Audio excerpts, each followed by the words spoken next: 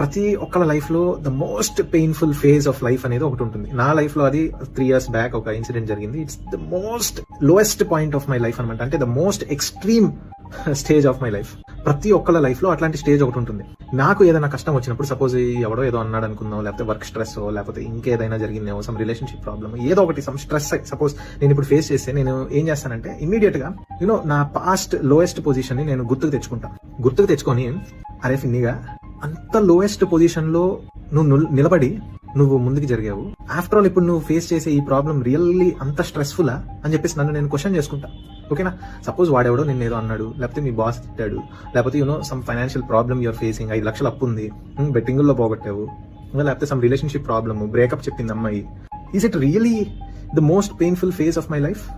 Is it really worth it? అసలు నా ఆలోచనకి అవసరమా ఈ థాట్ ప్రాసెస్?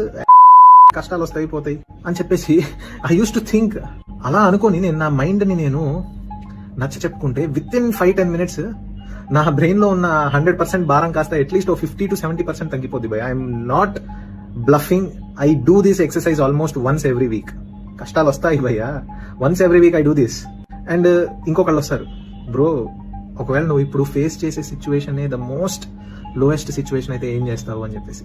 దానికి నేను ఏం చెప్తానంటే భయ్యా, ఎవరికైనా సరే లైఫ్ లో వర్స్ట్ మోస్ట్ పెయిన్ఫుల్ సిచ్యువేషన్ ఏంటి అంటే, ఒక తల్లిదండ్రులకి ఎవరికైనా సరే వాళ్ళ పిల్లలు ఎవరైనా వాళ్ళ కళ్ళ ముందు చనిపోతే, that will be the most painful situation human can ever face అని చెప్పేసి that's what I feel.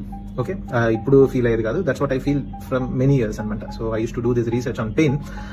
What is the most painful situation of anybody's life అంటే నాకు ఎప్పుడు ఇదే ఆలోచన వస్తుంది, that kind of pain no parent should face అన్న ఆలోచన వస్తుంది. But we see that such incidents almost every day.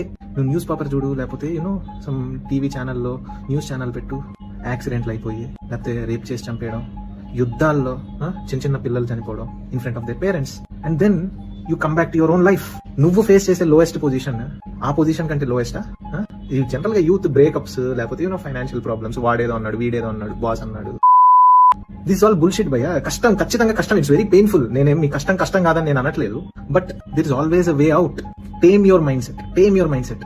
అలా నువ్వు స్ట్రాంగ్ అవ్వాలా, అంతేగాని you should not give up in the thought process. కష్టాలు ఫేస్ చేస్తాం, రాంగ్ డెసిషన్స్ తీసుకుంటాం, తప్పటడుగులు వేస్తాం, తిట్లు తింటాం, పరువు పోద్ది, జనాలు తూ అని వస్తారు, నవ్వుతారు. Definitely these things happen, but this always way to come out of it. Okay, I don't know who needs to listen to this motivation. అసలు ఈ వీడియో నేను ఎందుకు చేస్తాను నాకే తెలీదు. I want to speak అంతే, ఏదో ఫ్లోలో మాట్లాడబుద్ది అయితే చెప్తాను భయ్య. If it is helpful, share it with someone you love or who are in pain. That's all I can say.